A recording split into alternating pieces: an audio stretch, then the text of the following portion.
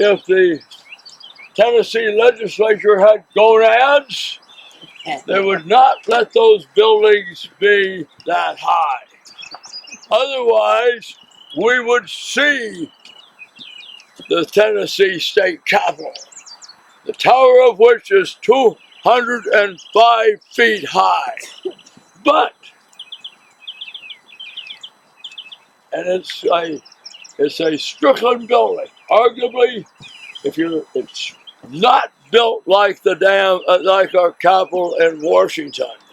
It is it's a Strickland one. It does not have a dome. It took 15 years to build it. But unfortunately, all you see is that new construction. Now, outside of Washington, D.C., the most heavily fortified locality in the United States during the Civil War is Nashville. Now, whether Washington is the most heavily fortified city in the world, Paris would probably say bullshit, or St. Petersburg would say bullshit. But in Washington, we being ethnocentric, we like to say Washington was the heaviest fortified city at that time in the world. So, and Tennessee will get a provisional government. And the governor, Andrew Johnson, will arrive here. He's appointed by Lincoln. He knows how to stick it to him here. He appoints him on the second day of March. At that moment, he is one of the two members from seceded states that does not resign their position. He is sitting as a member of the United States Senate on that day he's appointed. Congressman Maynard, who represents East Tennessee, continues to sit in the House of Representatives. In Lincoln's mind, they represent Tennessee. Tennessee will be the first state that secedes from the Union, readmitted to the Union. And it is going to be the most important base in west of the Appalachian Mountains for Union military operations. They will hold it the whole war. And their fortifications, as you can look, we will point out here, the people are up here close. We are here at Fort Negley. I'm going to get around in front of you so we get as many people here. Here is Fort Negley, right here. The Tennessee State Capitol is right there. You can't see it. It's about 1.5 miles from us. We here on a very foggy morning, on the 15th day of December, we will fire our 30-pounder parrots from this battery.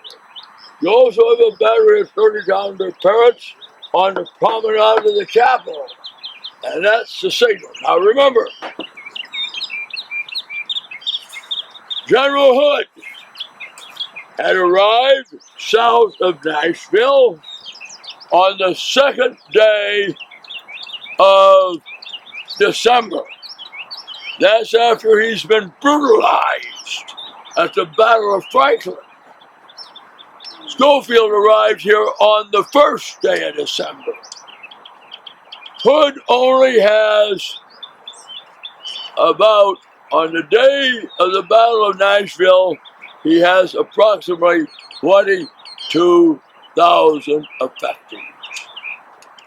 On the day that Schofield arrives here, the first of the 11,000 Israelites start landing, and by dark on the first, all 11,000 of them have joined. So that's going to boost our friend General Thomas's army considerably. Then, in the first week of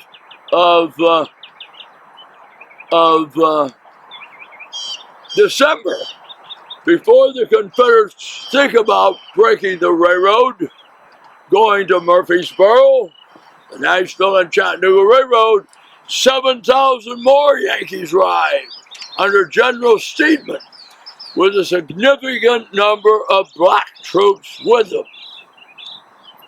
That shows that Forrest had failed in the battle of Bate before him to break the railroad between here and Murfreesboro. Meanwhile, Harry Wilson is a good organizer, and he is reorganizing the Union cavalry. They're on the north side of the Tennessee River, over beyond Edgefield. There's a circus here. He'll even confiscate their horses to help mount his cavalry. And he's soon going to have a force of cavalry of about 12,000 men, almost every one of them armed with a Spencer repeating carbine. And, of course, Hood's line is only 4 miles in length that he's going to be able to entrench. And it is going to extend from Redoubt number 1 to the area near Granbury Redoubt, holding all this vacant area.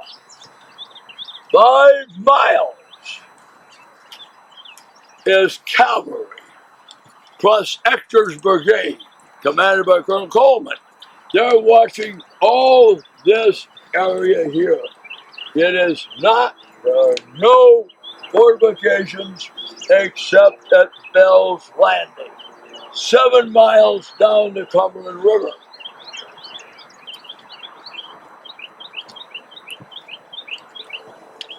If there had not been a sleet storm that sets in on the 9th, General Thomas would have been out.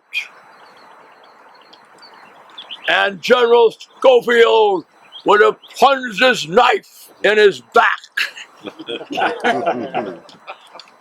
But the sleet storm on the 9th, neither army is going to be able to move until the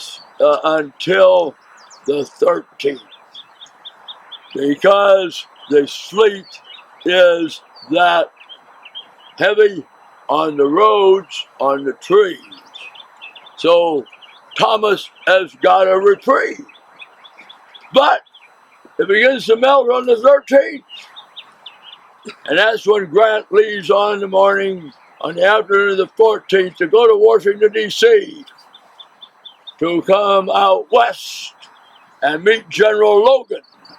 Evidently, Grant has decided maybe it would be too forward, because maybe I think Grant really knows who Historicus is, because by this time he's going to be met by your favorite Illinois soldier, John Logan. And he's going to turn the command over to Logan. But on the morning of the 15th, Thomas will take the offensive. Now, he is going to do what you call a wheeling attack.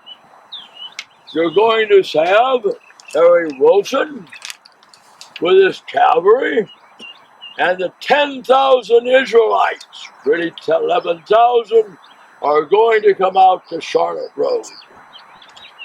The only people who out here are to resist them are Chalmers's cavalry and Ector's command Hector lost his leg, so it's now commanded by Coleman. So it's no trouble. And it's going to be like a swinging door as they come out to Charlotte Road to an area about here, and they're going to swing. So slowly I turn, slowly they swing. And the first Confederate defenses they're going to hit are these 5 redoubts.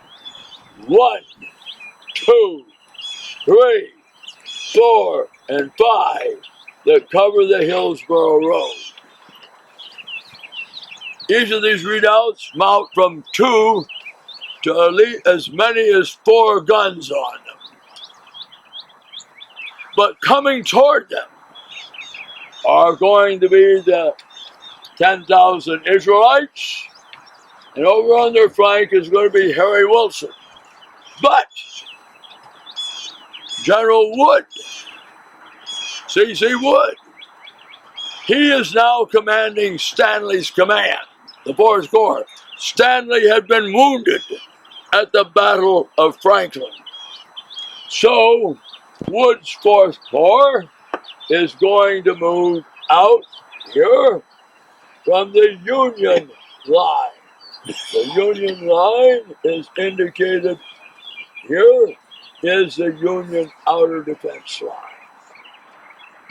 They're going to move down the Hillsborough Pike, and they're going to occupy Montgomery Hill, which is right in here. Now, if you are in Loring's division, 4,000 men, you have about 12,000 cavalry. Wilson, you've got 10,000, more than 10,000 men with the Israelites. And you have Wood's Corps here. Evidently, Thomas doesn't think too much of Schofield. He tells Schofield, you're just a corps commander here. You're not an independent commander. You command the 23rd Corps, and all you're going to do is demonstrate. You do not have a key role. Now, a secondary attack. Now, what do you want to do? If you're going to attack the enemy, you're going to throw your Sunday punch against the rebel left. You want the rebels to be looking to the right. And what you're going to tell is Steedman, who has 1 brigade of blacks. He has 7,000 men. Steedman, you're going to come out here. Remember, the Confederate line ends here at Granbury Brunette. And what is he going to do? Early in the morning. But it can't be as early as he'd like to be, because it's a very, very heavy fog on the morning of the 15th. So it's probably going to be about 10 o'clock before it clears enough for Steedman to advance. We're going to visit this, our first stop after we leave here. And the Confederates like this place. The sons of the Confederates love Granbury's Redoubt. Why? They beat up on that Black Brigade. And it was 348 Texans, most of them. They hold back 3 Union brigades. And they have restored partially Granbury Redoubt, a camp of the sun. So they love that site. They ain't much interested in what's happening over there. So, as it clears, and it's very muddy, because remember, the ground was covered by a sheet of ice until the night of the 12th. It begins to melt on the 13th, continues on the 14th, so it's very, very muddy. So the Union advanced out this way here. That would be in that direction from us. Shies Hill would be over in that direction. If you're looking south here, this is going to anchor the Confederate right. Peach Orchard Hills. Right through there, and you can pick out Peach Orchard Hill. This is going to be the anchor of Hood's defense line on the 16th, the second day of the battle. And his anchor on the second day of the battle, on his left, is going to be Shies Hill. And we'll be visiting that. Now, if you're a Confederate on Peach Orchard Hill, you're going to beat up on Union on Wood's people. You're going to beat up on Steedman's people. You're particularly going to beat up on Thompson's Black Brigade. But even the Confederates, even General Holtzclaw, will say how good the 13th U.S. colored troops fight. They will lose 5 successive color bearers and still come on. But in the end, Wood is checked. It's a bloodbath here, and you feel good if you're Hood. I'm going to get away from here on the night of the 16th with nothing very severe. And we've had a good shot in the arm over here. But at 4 o'clock, Wilson's cavalry is, during the day, has been sweeping around the Confederate left again. Now the important one is going to be, he's been promoted from a major since we met him at Franklin to a brigadier general. That's everybody's hero's father. This is Arthur MacArthur. And if he'd been killed, you would never have Douglas to kick around. Arthur is only 18 years old. Excuse me, 19. He entered the Army at 17. Even his son can't say that, because his son is even in West Point till he's 18. And now he's going to tell Colonel Lucius Hubbard, and he's going to tell them at 4 o'clock, you're going to attack Shies Hill. And we go up there, we'll find out it's going to succeed. It's going to end in a rout. When it collapses, the Confederates have to get out of here as fast as they can. And the only road out of here is the Franklin Road. That's the road you can see going on the low ground between us and Casino Hill. And the Army will escape, but in a very bad condition, because that gives you a pretty good idea of what is going to happen. And I wish the Tennessee legislature and the city fathers had gonads. And like our Congress does, you cannot build a building in the corner of Washington over 5 stories high. But look at that. What do I have to say? Is my colleague here? There's something. Anything to add? Now this is the second reconstruction of this fort. I hear he also vetted on that subject on his bus as I vetted on the bus I was on. on when you restore a thing, you've got to maintain it. Other than, I'll just kind of Now, as Bob Stoller knows, as he looks at his map, about a quarter of a mile north of us, running from the northwest to southeast, is the Louisville and is the Nashville and Chattanooga Railroad. I'm going to pass mine book here to the major down here. She's going to let people look over her shoulder. Does anybody else? I heard that a friend from Pittsburgh brought one. Did he buy one? He did too. Well, where's he standing? I want to put him in a strategic Right here. location. Right there. All right, Gary. get your map out. I don't have it. I can see it's in the station because you left it in the bus. Excellent. I'm not going to. What side you are? She has the map.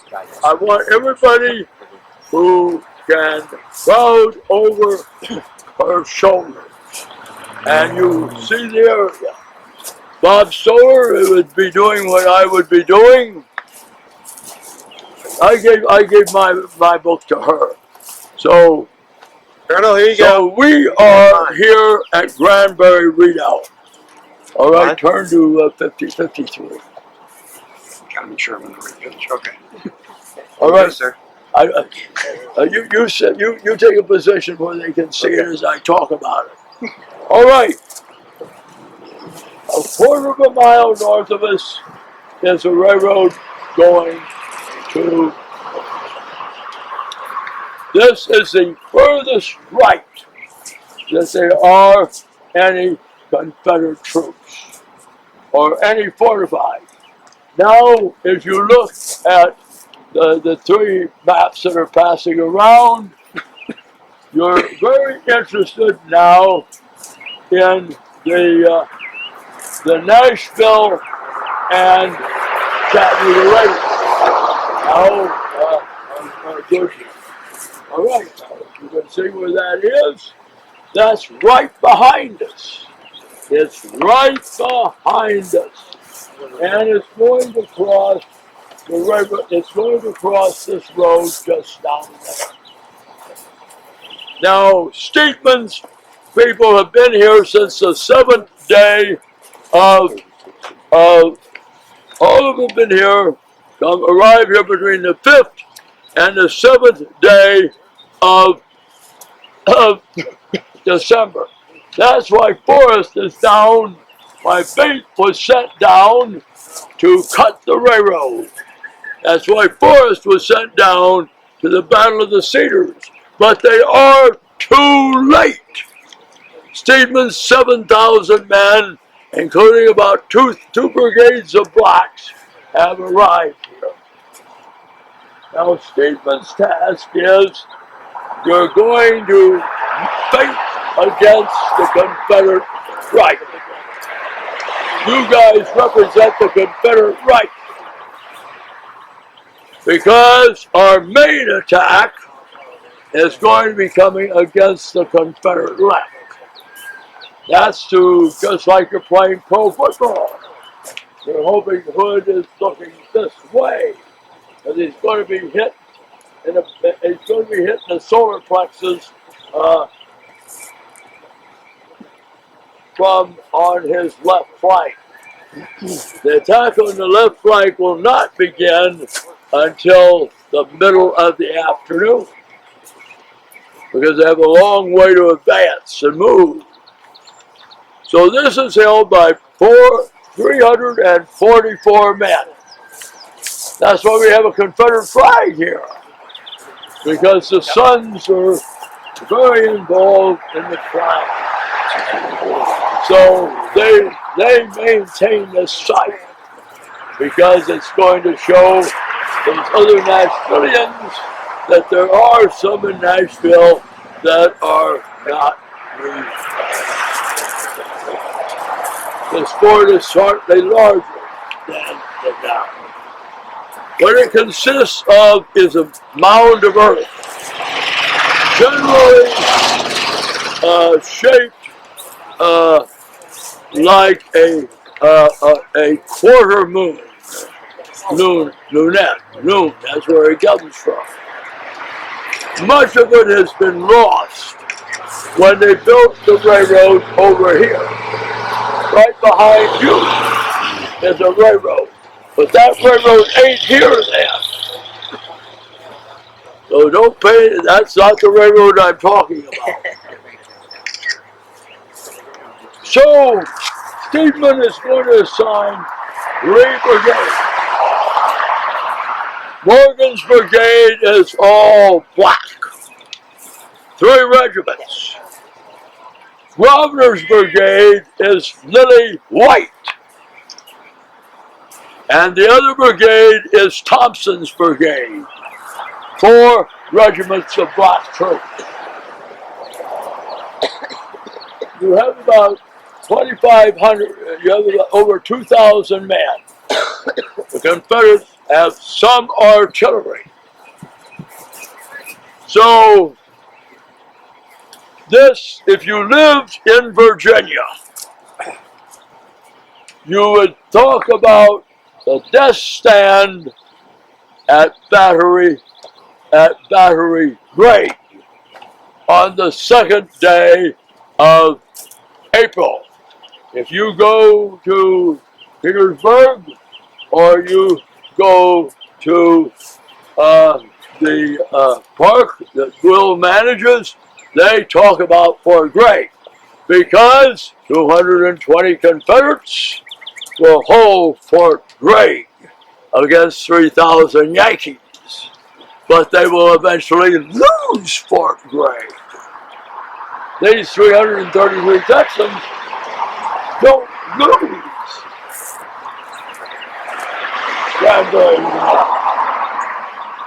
But no one, everybody that reads history knows about the attack on Fort Gregg on the 2nd day of April.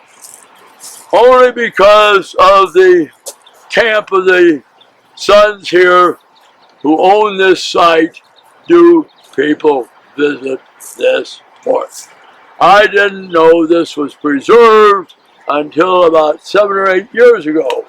I wonder when did Jim first learn about this? So it's completely new.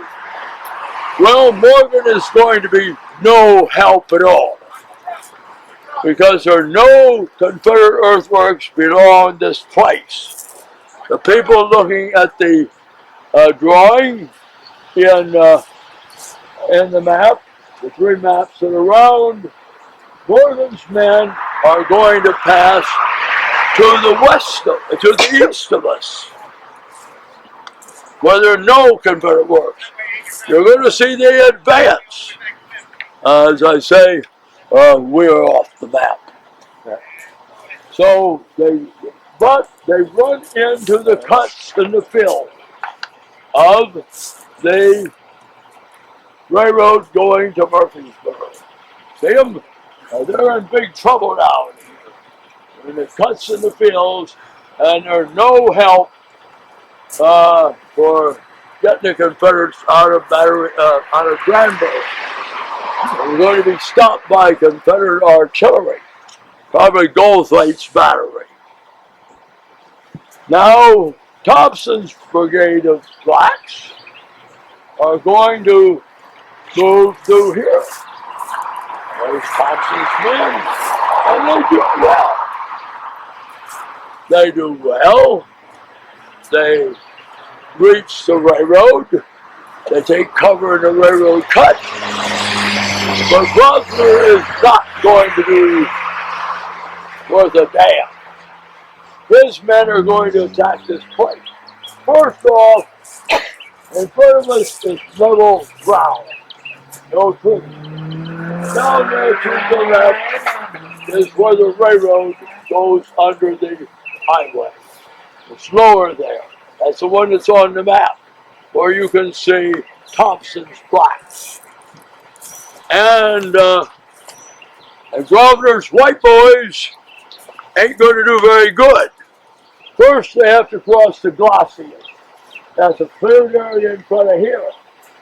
Then you're going to have to work your way through the Aberdeen. And then you have to cross the ditch, which you guys are standing in. And then, if you can get out of the ditch, up and over there. But they ain't going to do it. They're going to get shot to pieces. You imagine. You now know why the sons of the Confederacy love this site. They're beating up on a Union brigade. And they're commanded by a captain. He's the highest ranking man left in Granbury's brigade, Captain Brock. Now that means that in Cleburne's brigade and Granbury's brigade, all the colonels are casualties. All the lieutenant colonels were casualties. All the majors were casualties. Where at? Franklin. So now the senior captain, out of about 30 captains, is in command of the brigade. And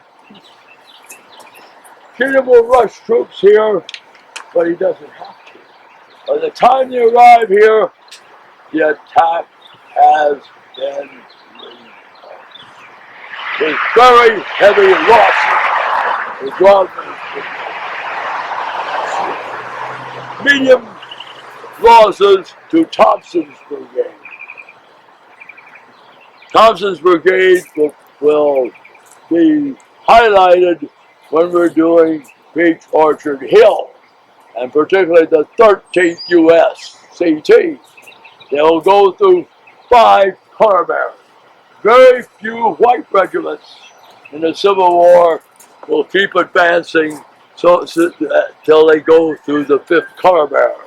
And one of them will become a recipient of Medal of Honor.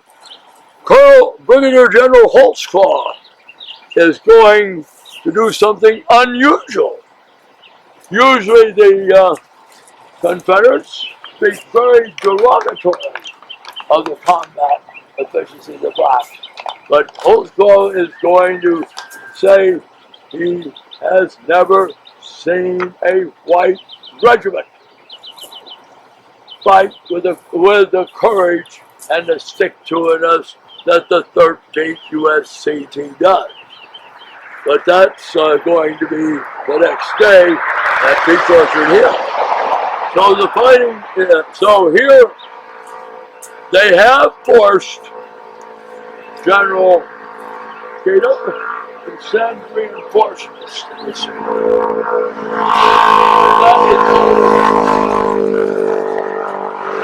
Because the fighting is over, the Confederates feel good here, but about 3 o'clock, things are going to turn bad for the Confederates over on the Hillsborough Pike.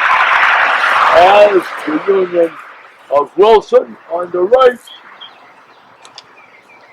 the Israelites on the left will capture in about an hour and a half of hard fighting. They will capture Redoubt 5. Now, that will show up in all your book atlases. Redoubt 5, 4, 3, 2, 1. And they're so good that Trelawney will do a painting of the defense of Redoubt 4. Defended by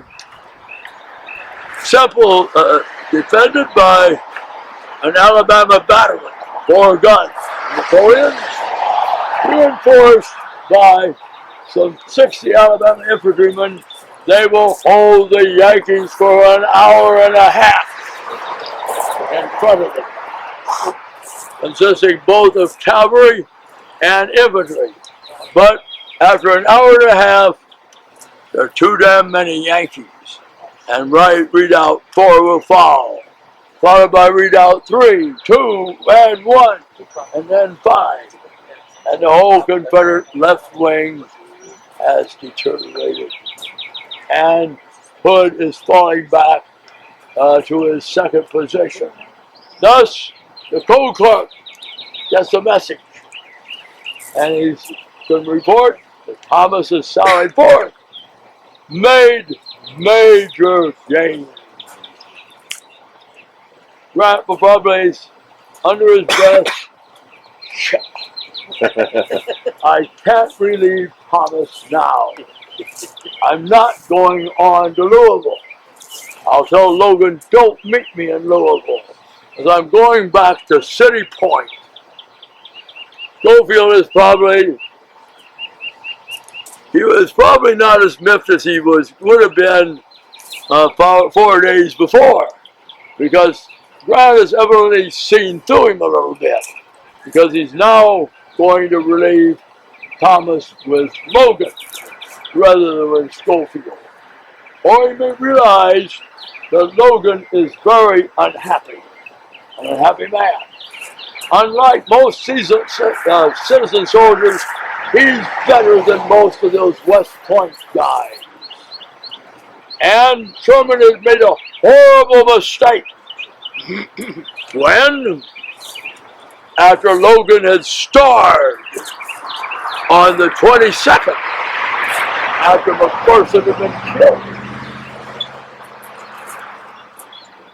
he will pass over Logan to command the Army of Tennessee and pick a West Pointer, Oliver Over Howard, who does not have a good combat record. And Logan will vow eternal revenge on West Point. As a member of Congress, the Appropriation Committee, West Point will not be. He'll run for vice president when the Republicans lose. And he will form a pact. He'll get the cyclorama payment, $20,000. Who is starring in the cyclorama? John Logan. Where is Sherman? You have to know where he is, or have long vision. He is so far away. He would be where the Carter Museum is now. Where's McPherson? You can see a little better because you can see an ambulance with McPherson's body. Who is turning the tide? West Point undoubtedly will breathe a big sigh of relief because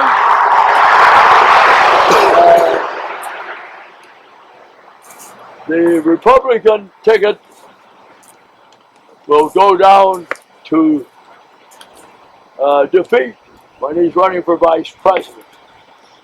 And Logan has got the cyclorama painted after Cleveland's first victory. He's a split presidency, and now he has the cyclorama. But Logan should have had a good party out, because before the election of 1888, he died. So he will not run for president. And undoubtedly he will probably inherit for the nomination. So West Point probably said a lot of prayers, because he would then be able to carry out his vendetta as President of the United States. Any questions? Anything to add? Yes, sir. Very good. So this is you did not visit here 15 years ago. You did not visit here about 30 years ago, because nobody was preserving this site.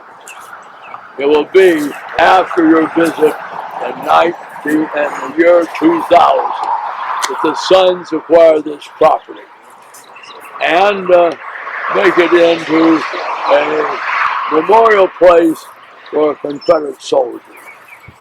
They've cleared much more of the area up here. In fact, the slopes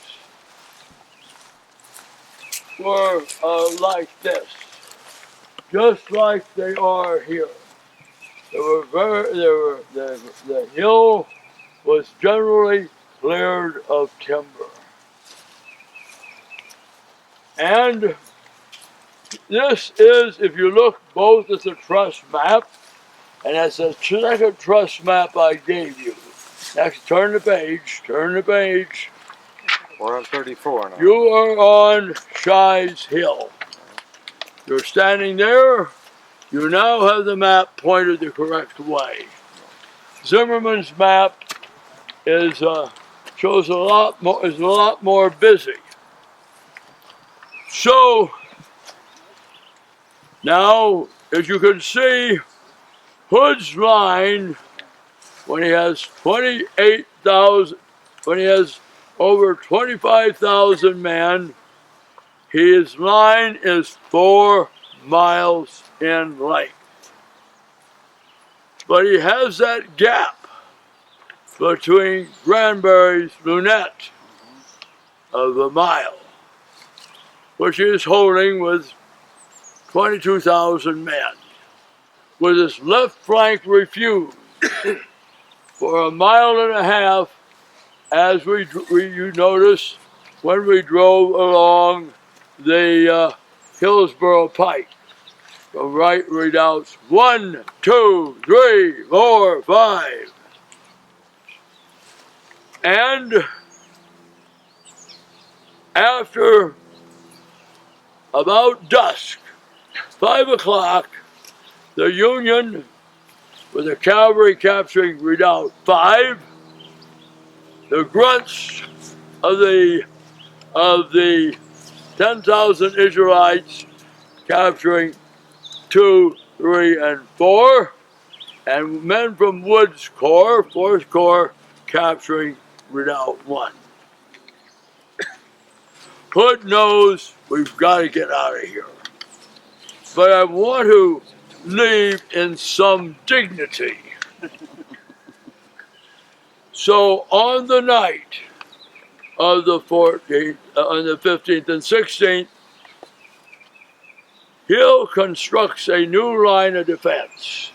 It is 1¼ miles between us here and Peach Orchard Hill.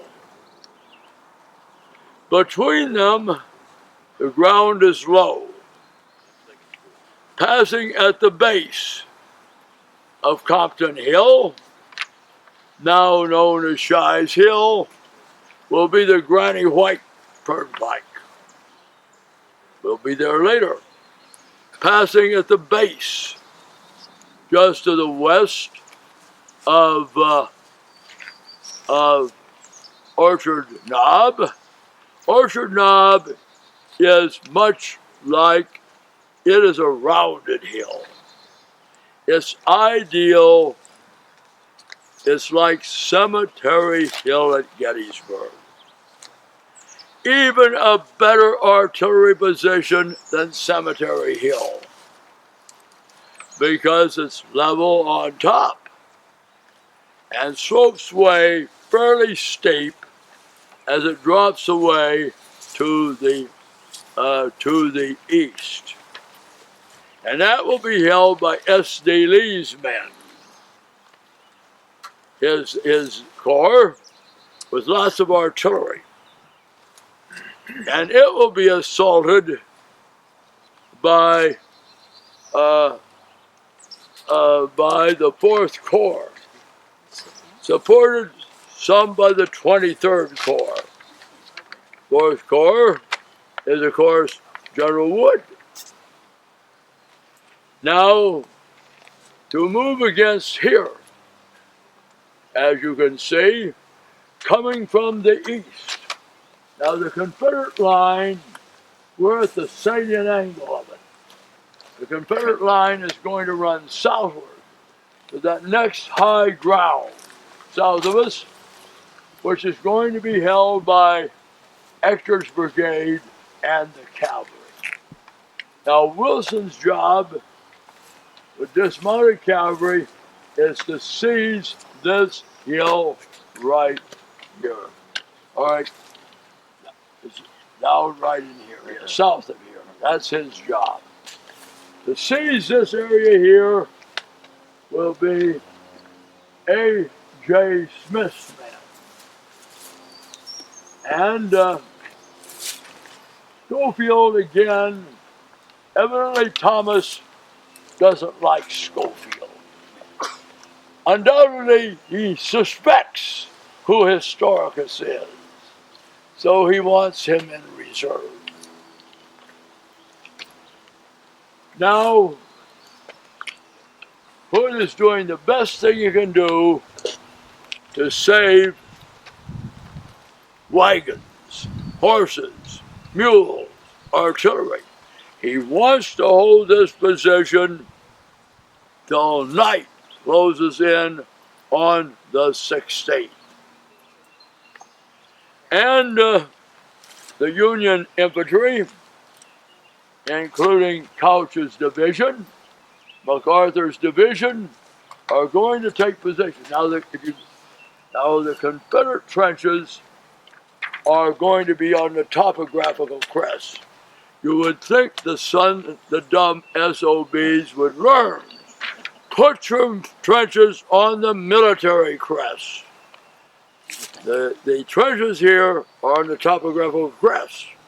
If you were going to OCS in World War II and put your men on the topographical crest, you would be back to the ranks, or maybe going to the quartermaster corps, because putting your men on the topographical crest is a recipe for disaster. The Confederates should have known it. That's why they lose Missionary Ridge so easily. But they've done it again. The men up here are from Bates Division. That is arguably the division in the Confederate Army that has the lowest rate of combat efficiency. They had not done well at the Battle of the Cedars. In fact, Forrest had to shoot one of their men to keep him from running. But unfortunately, they're back here. So they're up here. They belong to Cheatham's Corps.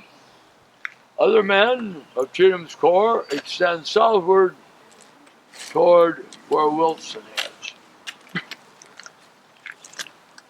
There is no serious fighting here until after 4 o'clock on the afternoon of the 16th.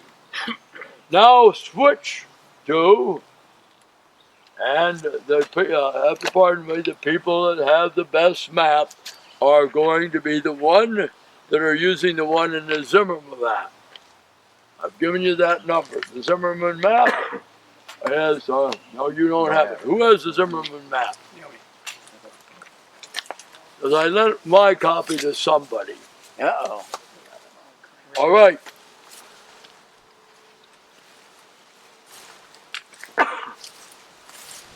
Overton Hill or Peach Orchard Hill is, you can see how the Confederates are deployed. Now this map here should show a line going much further south. So we're there. So if you're using the Zimmerman map, you can see that Wood's 4th Corps, Wood's Elliott's division, Beatty's division, and Steedman's division. Now you can notice that Steedman's are USCT.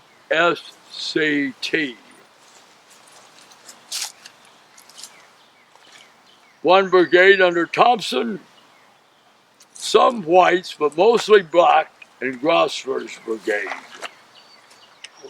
The Confederate line is going to be held, particularly known as Holtzclaw. Holtzclaw's brigade is going to be attacked by the blacks. And unlike most Confederates, he's going to say the blacks are good soldiers.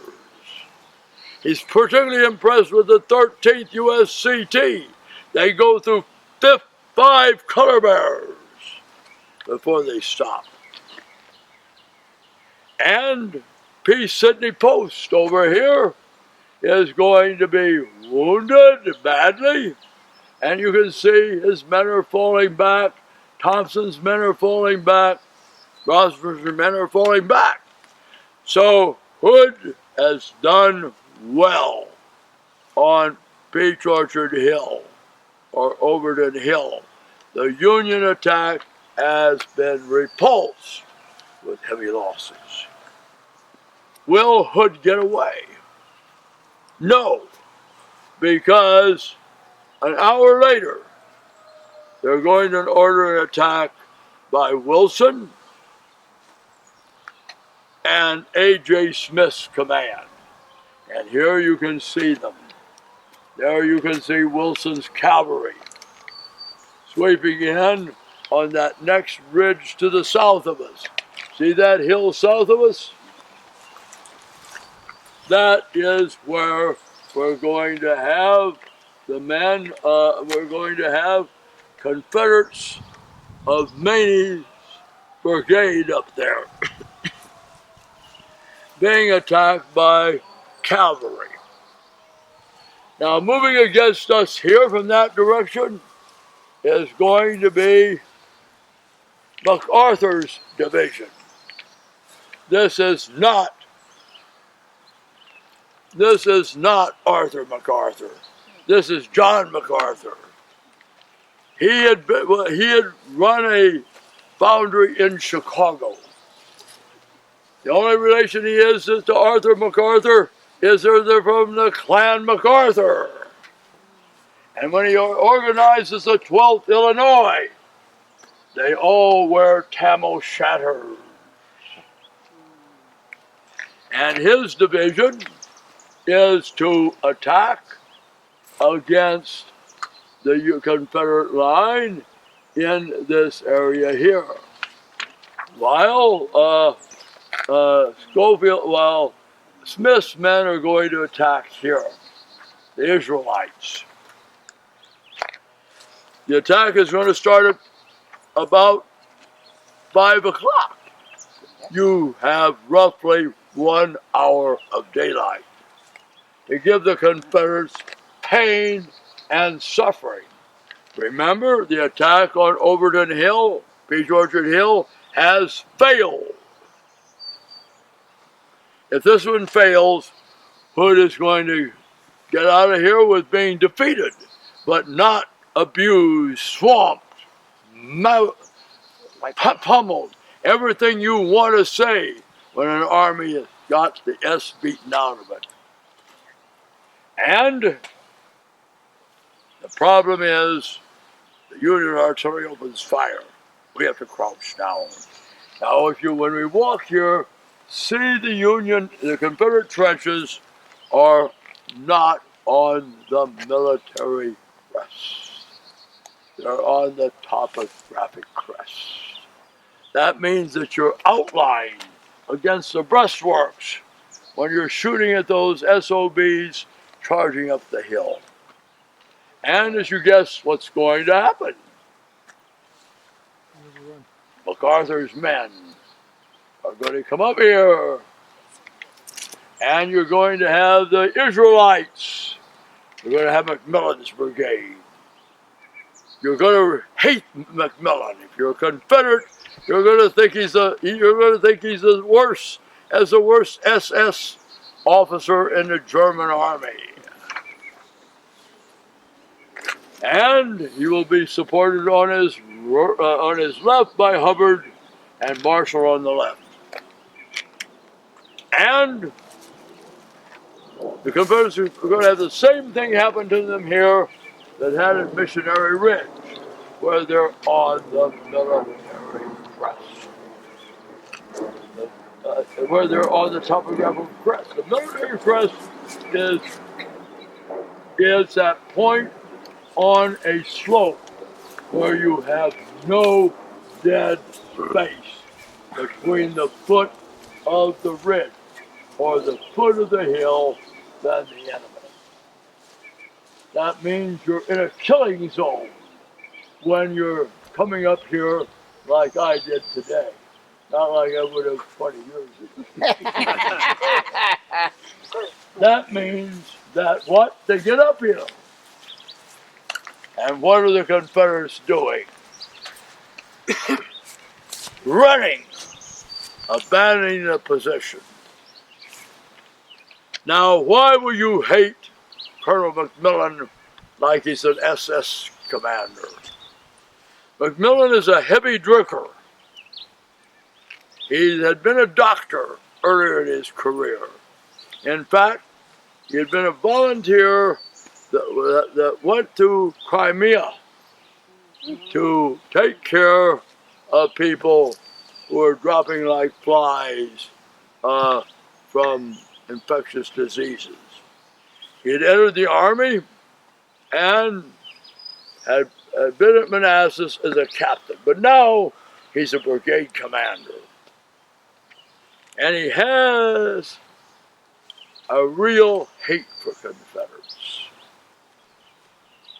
A real hate for Nathan Bedford Forrest. Why? Because he had been at Bryce's Crossroads, and his command had been badly routed. He was evidently heavily drinking this day.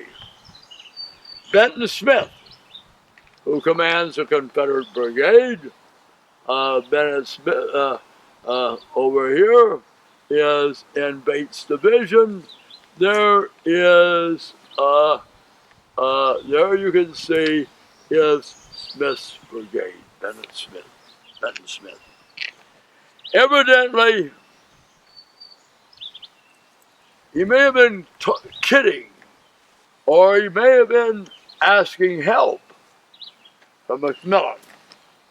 But McMillan became enraged. He draws his saber and hits Smith 3 times over the head, cutting through the skull at 2 places. Smith won't die till 1923, the year I'm born. But for most of the rest of his life, he's in an insane asylum because he's unable. So that's why I say this is probably the most hated Union officer on this field, is Colonel McMillan. And what are these guys doing? Running as fast as they are. When they run, what happens? They're going to attack Loring's men that are holding the stone wall between the Franklin Road and the Granny White Road.